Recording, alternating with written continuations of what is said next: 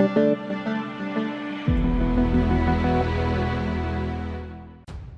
to hard reset Moto E7i power.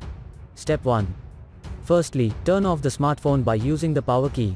Step 2. In the second step, push and keep together the volume up plus the power button. Step 3. The boot mode will be on the screen. By using the volume up, choose the option and push the volume down to accept.